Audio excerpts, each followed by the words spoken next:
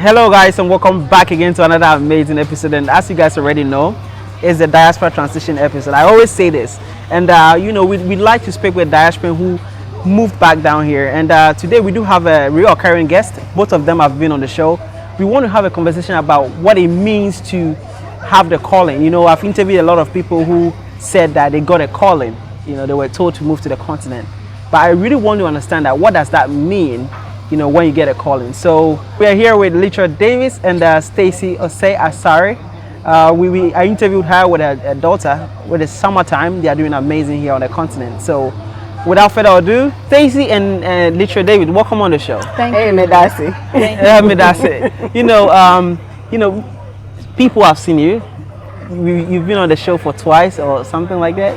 But for those watching for the first time who have not seen you before, please briefly introduce yourself to the audience for the first time. Go ahead, Ms. Letra. Okay, well, thank you so very much, THier, for having us on the show again. I appreciate that. It's good to meet your listening audience, the growing audience of Webnation Africa. Come on.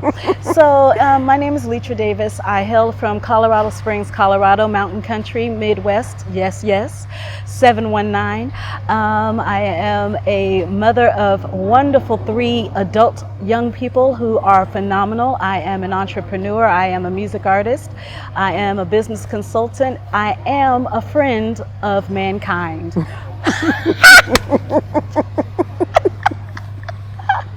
She's bubbly and lovely to be around. So when she says she's a man of friend kind, and that's the life she wants.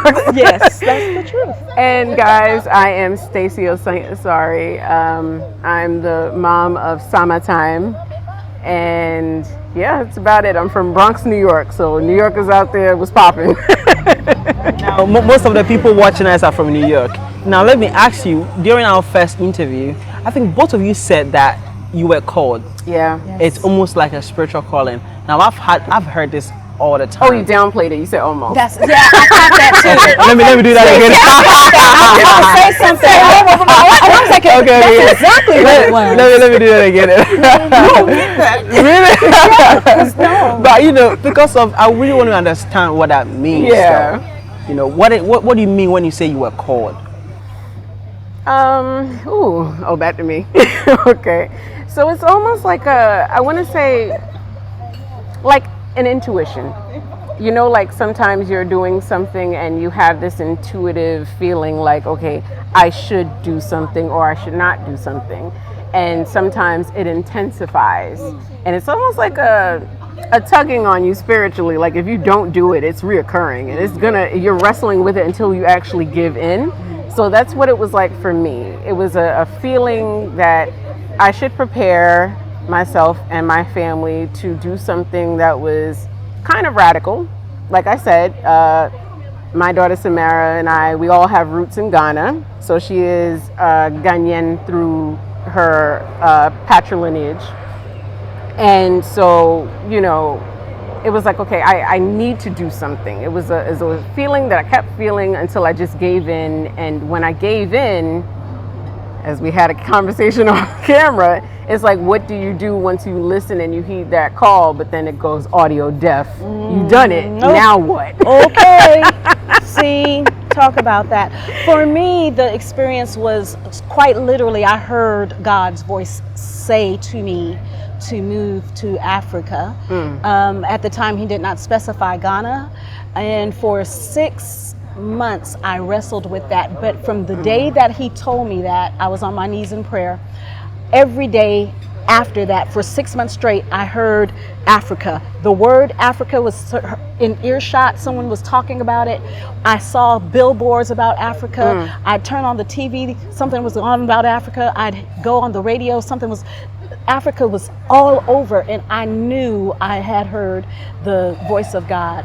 And so it was imperative for me to wrap up the current season that I was in there. And even then, when I was getting all of these reoccurring confirmations about Africa, the seasons of my employments that I was dually employed those were coming to a close. The grace that I once had there and the favor that I once had there was dwindling. Just certain things just started shifting in such a strong, undeniable way. And I knew things were changing, but I was like, okay, this is what, you know, so that's what it was for me. So it's spiritual.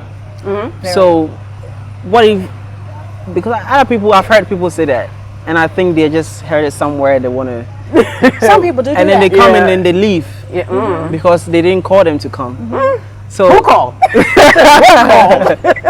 you know, let's talk about we moving here to Ghana. Yeah. It's not easy, right? There's been No, I'm gonna be like as candid as possible off camera. I was telling Ms. Letra and Hayford, when I got to Ghana, I'm gonna be as real as I can, as in tune as you can be with God. I ain't gonna lie, I'm still human. I cussed more in my entire life being in Ghana than I have back home.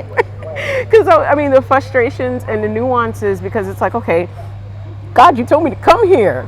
I came, plumbing don't work, lights went out, I can't do my work online. Like everything that could go wrong went wrong. And sometimes I think you can get called to a place and it could be like almost as if like he departed. You don't hear nothing else. like, bye now. Like, bye for now. And you don't hear anything. And in that moment, I think I felt like, you know what? This might be a lesson. And hey, and it was character building time for me. So I saw that I could actually endure all this stuff. I'm 3 years in, I survived. I should make a t-shirt. I survived Ghana for 3 years. I'll buy the t-shirt. Yay! For those of you out there watching, it's no easy feat. But if you literally have been called, and I mean like for real, and I'm not denoting anybody who says ancestors, I just haven't been on that wave. But if that is you and you have been called, I think you really can sustain even through your toughest times. And I saw myself being molded into a different person, and it was like almost like a pruning process, if you will, if it makes sense. That's good. That's a good analogy. Absolutely. Now, I've wondered, when I heard both of you say that sometimes people who say they're called but then they leave, were they really called? I think there are certain things where some people forfeit their calling. Okay. I want to hit on that. I think that there are people Okay. who actually have been called, but the hard knocks of readjusting into a new culture, because it is new. I don't care if you are African American. It is not the same. It's a different culture. We have the same hues, but there's a difference in terms of thought processes and ideologies and sometimes spiritual practices. So it is a huge adjustment. So I think some people actually were really called and they've gone. It's not necessarily that they did not get called, but it was just somewhat, they did not, like too taxing, maybe. it was too taxing, or they didn't have a support system, which I would highly recommend. Okay, so that right there, what Miss Letra said, you see me? Highly Do you hear us? recommend. You need that. Yes. Because like when you came with your tribe. I came with my son. That's a tribe. Okay. That's something. He's a strong young man. He's helped me tremendously. But I literally had 30 people in my support group that before moving here, I researched people who lived here before, who's no longer living here. I got people who do live here that are from the States, people who are from Ghana, locals, Ghanaians. I had 30 people that I could call at any given moment. I'm stuck. I don't know what to do. I've encountered a problem. I've encountered a situation. A situation. Okay. What do? I need help. If it weren't for those people that, the call was good, yes, Lord, yes, Lord, yes, Lord. But I needed people to console me sometimes. I needed people to reassure me sometimes. I needed people to say, relax, breathe. With my deep spiritual faith believing Bible quoting self, I needed to say, I don't know what to do. Yeah, it gets like that. I'm It just gets like that. I'm serious, you Yeah. know. But after the tears, after I done sobbed and got myself cleaned up, I was gonna get graphic, but some of y'all can't handle it. After I got myself together, Yeah. I still said, God, you're faithful. Yep. You said it. I'm gonna be all right. But I did need at those moments, Yeah. some people to just say, Letra, I've been where you are. Oh, really? Okay, then you got through it. Okay. I can too. Now, Okay. you made mention that to the point where things begin to close, opportunities you had in the state Yeah. begin to close because you've been called and you were trying to, you know, delay it. If, example, someone is watching this, and what is the things they would go through in order to get a sign that, listen, maybe I'm being called, that's why things are not working out for me, or maybe someone is going through what would they go through? Really? I think that might be different from person to person. Yes, I can. Yeah, 'cause yeah. I can tell you what it was for me. As we were talking off camera, everything started for me in 2019. This is like pre-pandemic, and it was like the beginning of the year. I just felt this need, this burden, if you want to call it that. Like start fasting, and not just in food and drink, but in indulgences. So I like legit, it got to a point that I told my husband, like, we're going to shut off the cable because I want no distractions. No So, TV, nothing. no TV. I wasn't doing any of that. And then it was like, all right, I'm going to shut off secular music, everything praise and worship for me. And I was in my Bible, but the intensity of how I got into my Bible was different. It wasn't like how, like, you can go to church and a minister be like, oh, just read this verse from this chapter and that's it. No, I like legit took my time from Genesis to Revelation. Okay. And I wanted to see God for myself, not from what somebody said on a pulpit. Yeah. You gotta know the Creator personally. So I was like, okay, you get to find that the Creator, in accordance to what the Bible says, has a personality, and it's dope. Sure. And I fell in love with it. Sure. Fast forward the following year, I told you it was like in July 2019, I had this burden to like start stocking up. So I asked my husband, like, hey, let's stock up or whatever. We stocked up a lot. Fast forward, COVID happens in 2020, and people are fighting in the store for like toilet tissues. But I'm stocked with that. They ran out of gloves and sanitation stuff. I'm stocked with all of that. So it was like, okay, well, if you could tell me to prepare for something I didn't know was coming, what do you have in store for me now? So then I started praying. Ghana came up, and Ghana was a conversation for 10 years. Oh, really? For 10 years Oh, straight. wow. I 10 didn't know it was years. 10 years. Okay. 10 years. It was a Wow. conversation, and then it was just like, you know what? I think it's time for us to uproot. So me, the kids, and my mama came all the way here, and that's when I said God went radio deaf silent. Yeah. Let me just put you. Let me put you on the spot a little bit. Your grandmama left though. No, my mama. Yeah. My grandmama wouldn't have done it. My mama. So let's just because you had a calling, right? Yeah. But maybe it might be different for your mom. Let's talk a little bit Oh, about she was that. very candid. She was like, yeah, you got the calling. You got the call. I did not. And my daughters were the same way. So I moved here with my son, but I would have loved it. It was heart-wrenching to me. I was thinking, okay, well, Lord, you said it to me. Now say it to my children. Yeah. However, they were adults. And they said, Mom, we are happy for you. God bless you. God bless you. But we are going to stay here. And I was like, oh my God, no, but Lord, speak to them too. But that was not what he wanted them to do. And I had to be okay with that eventually. I'm not going to say I was okay immediately.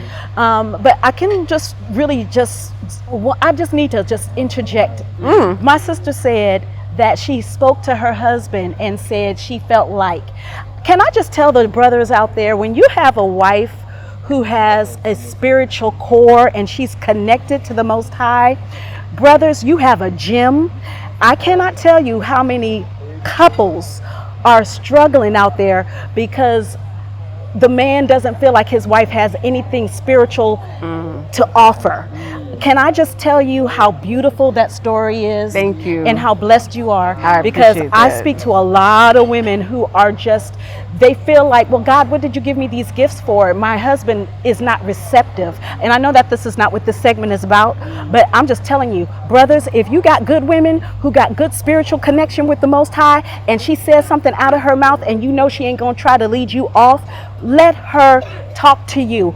attend your ear to what she's saying. Check it out with the Heavenly Father. You want to make sure that y'all are on one accord, because there is so much you can accomplish with your wife if you would just say, sweetheart, what you say, let's go for it.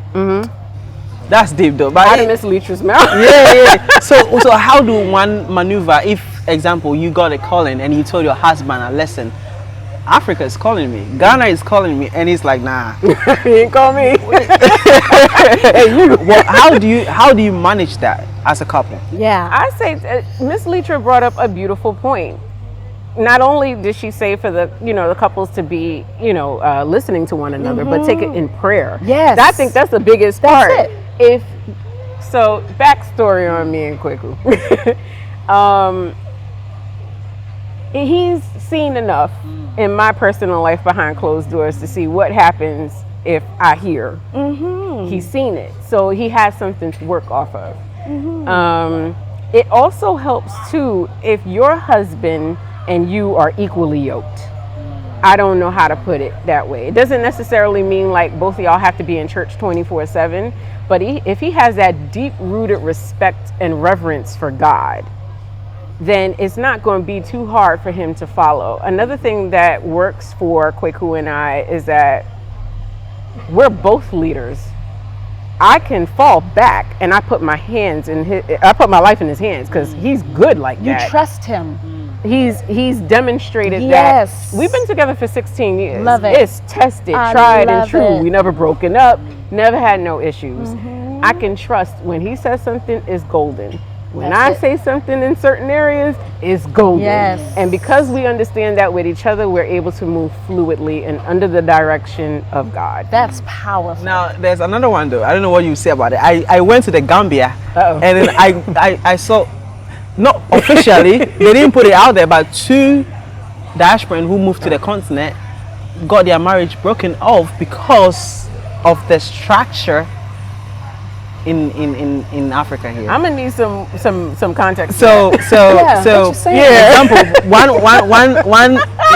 one of the ladies were like, when they get here from the West and they see that Africa is a polygamy society, they begin to kind of shift a little bit to be like, oh, why are you having only one wife? So in that way, how has your relationship, and then has it gotten way better in connection? What has because I know it's happening, maybe not with me. so I don't know what you guys have to say about that. Is there a topic you would like to talk about? I don't mind. I'm currently not married at this time. Okay. I will say this, that I am a one-woman situation. Because I like the one woman situation. You want to make a t-shirt out of that? Yes. Okay. I'm a queen, and a queen there's the king and the queen. There is no other, that's it for me. So for those women who are in that situation, that's where you are. That's not my journey when I'm called to be a woman who is connected to a king, because that's the only ones that I'll be connected to is a king. Come on. And he knows who he is. Love you, sweetheart. Is she praying for you too? No, he already here.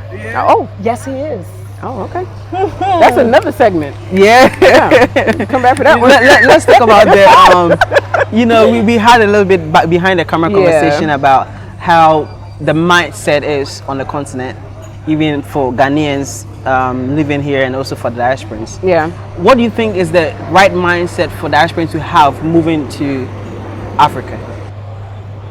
Throw away all of your preconceived notions. Come with agree a with clean that. canvas. I agree with like that. really come, experience it for yourself. I always like the idea, and I'm gonna go piggyback off of what Ms. Letra said. She said to bring back to the point where she had a support system here. She can call on people. You're gonna need that. Yes. There's gonna be some stuff that happens, and you're gonna probably have a potty mouth like I did. Gonna do it to you. And please, by the grace of God, have enough funds to be able to like do the back and forth situation, because I feel like when I go back home, it's okay if you go back home too, because there's a lot of diaspora who come here and they're like, oh, I'm never going back to the States. and they stay here long enough, Ghana did it to them. They're gonna need to go back home. Let's look a little bit one now. Yeah. So when I go back home, I get like almost like a fresh wind. Like I need that, and then I come back and I appreciate Ghana a lot more. Because over here, like we were talking behind off camera, the gunplay is not like that out here. So it's safer in that context out here. Yes. You go back home, you know, as I said to you, I still follow news from back home all the time. The crimes that are going on are so exponential and mind-blowing. And it's just like, it's almost like a burden on the soul. Like you wake up to this all the time, bad news on the news all the time. Like it's too much. Yeah. But I know some people probably like, so then why are you going back? Because I'm from there. And I miss it. And there's elements to it that I do love. And there's structure. Here, Ghana. No structure, Ghana. But it has an element of peace. And I love that. I have a tendency to go off the rails, so bring me back. So, I mean, for the mindset, you know, I think even you believe it's possible to make it here on the continent. And then I think for my last 2 videos, I had a dialogue between Jeffrey and then Daniel, where both perspectives, you know, were brought out, where the Ghanaian believed that if he goes to a country like the US, where you came from, he would make it. And then you, on the contrary, Daniel said no. He believed that there's more opportunities down here. Okay, so let me address the people watching. Yeah. I want you, if you've not understood what is, I see y'all. If you haven't seen that video, I really do encourage you strongly to go watch that video with Jeffrey and Mr. Daniel. I think they brought out different perspectives that were really good. I wish I was there personally. That was a conversation I got my blood boiled in all sorts of ways. So, Mr. Jeffrey, I want to say this to you, okay? Stacy, Osae-Asare talking to you. The only thing that you triggered me was on the racism part, because there are things you don't know and you don't understand. However, I do understand your plight about Ghana. You know, Mr. Daniel was talking about what it can be. You are trying to survive for it now, and I understand that, because Ghana is not easy. It's hard. But you can make it. I don't like it when people say you don't need money, because that's not true. You do need money. Who says that? Somebody did. I heard that. So, example, there was a dialogue between a diasporan and a Ghanaian, and then the diasporan developed an estate where he said in the beginning of the process he had to just convince the landowner to give the property for him for free, to sell it first, and then when the money comes in, then he pays for the land. And then that strategy worked out for him. That's a situation extremely rare. Yeah. No. Dabby. No. It's a rare case, right? That's a rare case. So it makes the Ghanaian feel like they don't know what they're doing and feel insulted sometimes because that privilege, you would agree there's privilege even when a diasporan or American comes and then, what do you say? Yes, and it took me a while to kind of own that. I had a person that I knew who so graciously let me know, hey, Stacy, you frequent Pomona's. Do you know that one meal that you ate, and you eat a lot, somebody's one salary in a month? And I was like, oh, it didn't click to me. So let me just sort of kind of just do this right here. What African Americans know in America as white privilege, a lot of times some people from America that are African American come here and live a very privileged mindset. Some, not all, because they're like, we're tired of everything in America, so we're going to leave. We're going to remove ourselves from that craziness. So we're going to come over here and live the easy life. Yeah, soft life. Soft life. We want the big house and the white picket fence. Yeah. And we want, I'm just going to straight up say some, they have only interactions with Ghanaians if they are the groundskeepers, the chefs, the housekeepers, or the drivers. Other than that, they don't have any Ghanaian friends.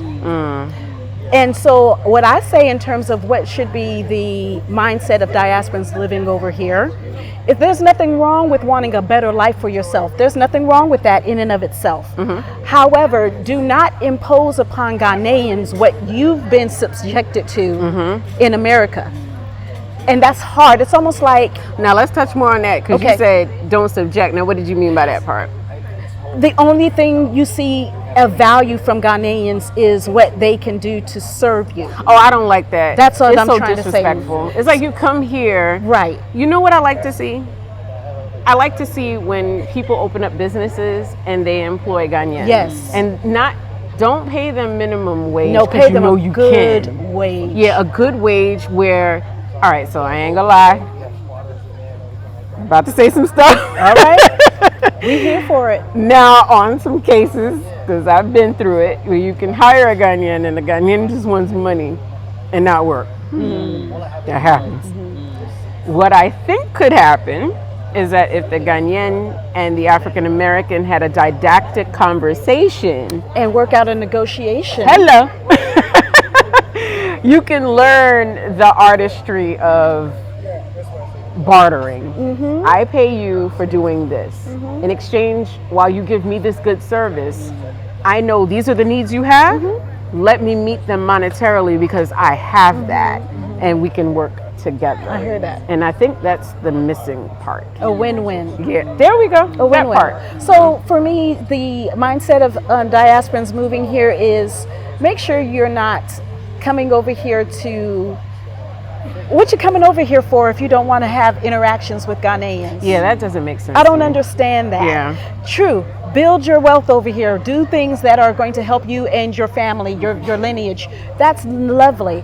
However, do not, just like in America, I was in the position many times of being in the rooms with older white men trying to understand how to increase their levels of diversity in their organizations. And I'm like, all you care about is your brand, your perception of your company, but who is in your house? Who's at your barbecues at your house? Is it the black people that you say you're interested in? If you're not interested in us in your home, you're really not interested in us at all. So if I can just say to those that are diasporans, when you want to make a shift, whether you're called over here or if you just want to just come over for whatever reason, have a heart for the people of Ghana. Yeah.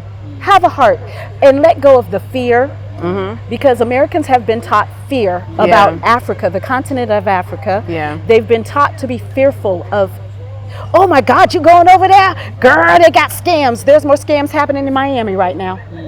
I heard that. Yeah, we just being real. We're not scared to go to India. We go over there to Dubai. We go over there big time and shovel out a whole lot of money. There's scams happening over there. But when it comes to Ghana, there is this emphasis or this hyper extension of fear that is unusual and I believe unfair. I'm not saying not be cautious, because you would not be smart if you didn't be cautious, because people are people. Yeah, everywhere. People are people.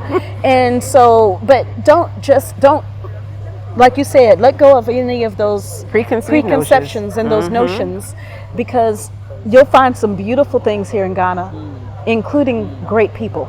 Yeah. Including great And people. be open for that too. Yeah. Be really receptive. I think you can find a lot of healing when you do that too. I think so. Now, I've come across a lot of, in my comment section, diasporans, someone said, listen, I would rather stay in the US where there's police brutality and all these things and died here rather than to move to the continent of Africa. When you hear that from an African American, a Canadian, a diasporan, what comes to mind and what will you say to that person? Two things come to mind for me. I'm always championing that it's always the individual's choice. The continent is not for everybody to live That's on. right. I'm going to say that. I have to be real about That's it. right. It's not an easy feat. So when Jeffrey, said what he said about his experiences being here, I can understand where he's coming from. I talked to Ghanaians, as we talked off camera, from top to bottom. So I understand his concerns. They are very valid, very valid.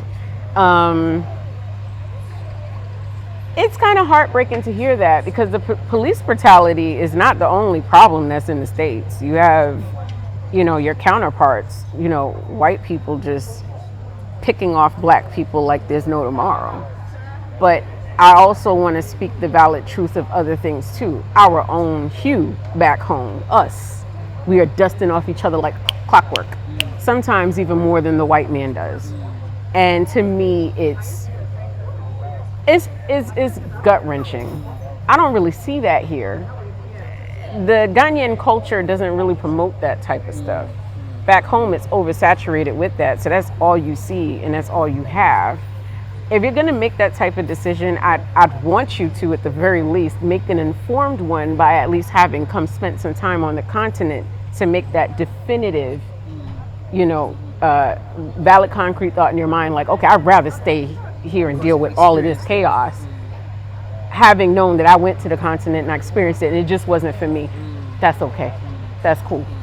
But if you say that uninformed, what if your blessing was to come to the continent and God blessed you more over here? You'll never know. See, she's the right one to answer that, because she's so beautiful. She worded it so kindly. I would have not been so. Oh, they want to hear it. Oh my Lord! My response to that is stop being willfully ignorant. Hey, I'm not. She said it so lovely, and I agree with everything she said. But I'm just like, stop being willfully ignorant. Yeah. I would rather take my chances and get shot over in America than to come over to another continent. In my assessment, why close yourself off to having a global experience of growth, internal growth? Even if you find, like you said, if it's not for you, it's not for you. Yeah. But at least you would have had the opportunity to explore and see for yourself what the possibilities are. So for you to shut yourself off and be a cocoon, then you'll have what you say.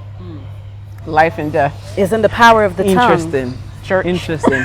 This is an amazing conversation. Let's send a message to people out there in the diaspora who want to come give it a shot. What do they need to look out for? Things, I know you might have some few things you wish you knew before coming down here, or some preparation you wish you have. What would you say to people, trying to consider moving down here? I was actually I would say about 85% prepared. Miss Letra brought up something in the beginning of this video that I said in the last one when you interviewed me and my daughter. I prepared myself by watching tons of YouTubers that talked candidly about being in Ghana. One of my favorites was Ivy Prosper, Natural Ghana Girl, the Achapungs, and I think it was, oh gosh, help me, it was a beautiful family that was here too. I think it's Native Born. Yeah, that family. I don't know where they are now. Yeah, they globetrot. Oh, so okay. yeah, I think they might be back in the States, but watching them was beautiful. And when you watch these particular people, they're very candid and they don't mind showing you the day-to-day nuances that happens in Ghana, so that you are well informed before you get here. Like, how to deal with lights out when it happens and it affects your water and everything else. You store up and stock up so that you're prepared for it. I would say watch a lot of that. I would say, please, for God's sake, I know that the CD to the dollar is like, oh, don't do it. You'll come here, you blow all your money, you're going to be broke. You'll be crying, and you're going to go back quicker than you thought. So I would say, have a plan A to Z, as I said before. You're going to come here, be an entrepreneur, but make sure, I hate when people give false narratives, like, oh, you don't need, no, you do need money. I don't care what nobody's saying. Yes, you do. And you need it specifically from the Western world. That's right. That's right. She co-validated what I said. That's right. So they need to be making American money while in Ghana. Continue to have some streams of income in from the Western side of the world, because the way what happens is a few different dynamics. So I used to be a banker. in teaching financial literacy. So what happens is if you come over here, and as wonderful as Ghana is, and I believe in Ghana and I believe in the people of Ghana, you have a lot of requests for extra giftings and dashings, and you also have quite a bit of begging on the street, and you have some children on the street that will just pull on your heartstrings. There's a lot of, if you're not wise with your money and you're always dishing out and you're not having a consistent income streaming, you'll have depletion. If you're on the roadside and you want 5 mangoes and some coconuts, and if they think that you don't know how to negotiate, they will ask you to have, they'll tell you a price. Oh, madame, it'll be 30 CDs, but this person didn't pay 30 CDs for the same item. But if they think you don't know, you'll be paying more than. The other aspect is, unfortunately, for whatever reason, other countries don't believe that Ghanaians deserve good quality products, so you'll go buy some things in pots that will break the next day after you've purchased them. Oh, so real quick, she just brought something to my attention, and this is something that I have to say. Go ahead. That part, right? But let's talk about medication. My mom had a situation. I ain't gonna get too much into it, but the medication caused her to have a stroke. So so I want to say this, as much as I believe in Ghana, and I want to say this, I want to preface it with this. If you're in Accra, I can speak for Accra. Outside, may God help you. But and you're in Accra, there's a few places that I know that are really great to go to. If you have a medical crisis. If you have Okay. If you have a medical issue, can I shout them out? Okay, Luca Health is one of my favorite places to go. Bloom Medical is another place too, and there's a few other that I can't think about, but I'll get in touch with Webnation and he can put it on there too. There are some really brilliant doctors and they're really great. But I will say this, if you have a known medical issue before you come to Ghana, I ask urgently that you get that sorted out before you come here and be stocked up with your medication from there and come here. Do not wait until it depletes. If you know that you're running out, schedule your plane ticket to go back before it runs out so you can re-up and come back. That is an issue that has not really been fixed. So as she said, the quality of products here is not quite on par with what we're used to back home. So please get that all sorted out. Ms. Letra, I'm going back to you. Oh, you're fine, you're fine. But yes, now in the eastern region, I'll say Medicos Hospital was, when I was in my car accident here, don't get in a car accident here, but when I went to 3 different hospitals in the same day, it was the eastern region Medicos Hospital that was the one that helped me. So yes, there's just a lot of dishing out of money and you don't know how to navigate, so you're thinking you're doing the right thing by paying all these people that they say you're supposed to pay them and you really don't know. No honey, you work here, you get a salary, and some people say, well, their salaries are low. Okay, I'm sorry about that, but I don't have money to just be dishing out like that. So your compassionate heart, there's a way to have a compassionate heart without giving all your money away. With prudence. You know? And so everybody who says, oh, give me something small. Well, honey, I'm sorry, I can't. I'm sorry. You just have to learn how to compassionately say no in certain circumstances. I like that. What would be, I mean, guys, we are almost at the end of the conversation. It's going so good. Yeah. I don't want it to end, but the sun is also going down. It's getting dark. So what would be a final message for the people watching? I would say diaspora come. Ghana welcomes you. I say exercise a lot of common sense. You're going to need the patience of Job. I'm gonna make a t-shirt that says that. Ghana, patience of Job. And just have a lot of wisdom about it. Talk to people who are on the grounds and who've done it. I would say come and visit a few times so you can get the feel of it for yourself, and then you can make the assessment of what to do and what not to do. But you definitely need a tribe. If you come out here on your own, it's rare situations that people make it, but most don't. So you need a tribe.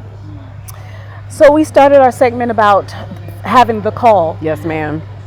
It's not good enough that you see a bunch of people having the nightlife here in Accra, and you're like, it's lit, December, everybody got to come, I'ma move. You better know that you know that you know in your knower that you are called to move anywhere. Anywhere. If I had not have received the call to come here, I still would have been in America. I would have visited as a vacation. I would have done that. But you should not make any life-changing and life-definitive move unless you know you are being led by God. And that if your family member says, I've been called to move, and you're like, well, girl, I'm going to be with you. You better check in your spiritual closet to make sure that you're called here. Because if you're not called, you won't have the flow. Oh, can I touch on something you said off camera? What's that? Oh, there's so many good nuggets. I wish y'all was here with me. You'll have a good time.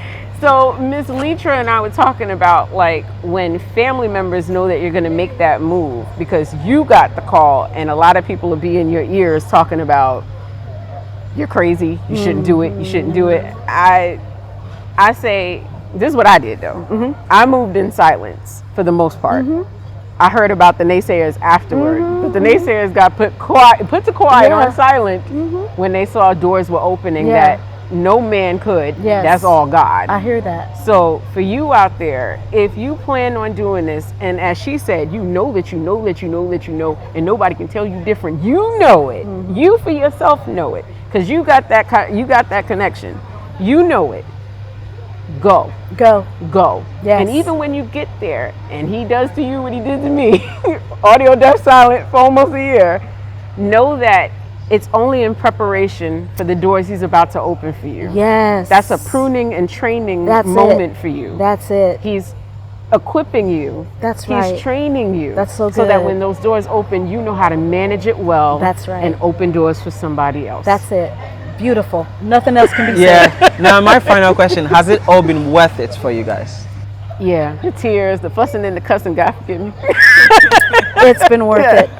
It's been worth it. At the end, you get to meet some beautiful. Not even at the end. I say during the journey. It's worth it. I got to meet Webnation. Yeah. I got to meet Webnation. So yeah, it's been worth it. I got to meet Miss Letra. I got to meet her lit son who's behind the camera. Shout out to Michael. Come on, y'all. I've been meeting Stacy and her family. This is amazing. It's beautiful. I say come. Yes. God can do for you what no man can do. That's right. Okay? And when he says a yes, those no's don't matter. They don't matter. They melt away. That's it. So if I can meet Miss Letra and she can give her testimony and tell what life has been like for her, and she had peace. I'm sitting next to her. Her whole vibe is peace, okay? Like it's a beautiful vibe with her. Thank you. Even through all the struggles that we might have faced being in Ghana, like I said, it's a pruning season. But if you've been called, God never leaves his children like that. That's right. Even if it's silent. That's Them right. doors that are going to open, that's a testimony not only for you, but for other people to come to. That's right. So that's what I have to say. Miss Leach, I'm going to shut up. No, no. I'm just basking in the glory, because it's amazing how the obedience, the saying yes to what he's saying, doing that yes. And he's like, my child is listening to me. This is what I'm going to do for you. I'm going to do this for you. And even when you don't understand the method in which he's doing it's still a piece. It's still, and again, I don't try to act like a super person. There's been tears. Yeah. There's been anger. There's been frustration. There's been, oh my God, like, what are you doing? Oh my Lord. However, he is my covering and he is my peace. And I have joy. Even when I don't understand, I know that he's there, and I'm just so grateful for where I am in life right now.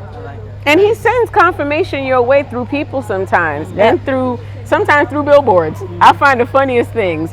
I know people might look at me and be like, Stacy, you reaching. But my husband will tell you this. Sometimes I'll look out in the sky, and for a quick second, he's seen it sometimes. It's like the cloud would turn into a heart shape. And I'm like, yo, that was from me, and I know it. I know it. And I thank you, and I received that. I love it. So I'm going to say that. Like, That's he will beautiful. send laborers your way to give you confirmation and help encourage you along your journey. I'm telling you, make the move. Make the move if He you called. Yes. If he called That you. part. If He called you. If you know that you know that you know, don't let no discouragements come, because sometimes people try to block your blessings.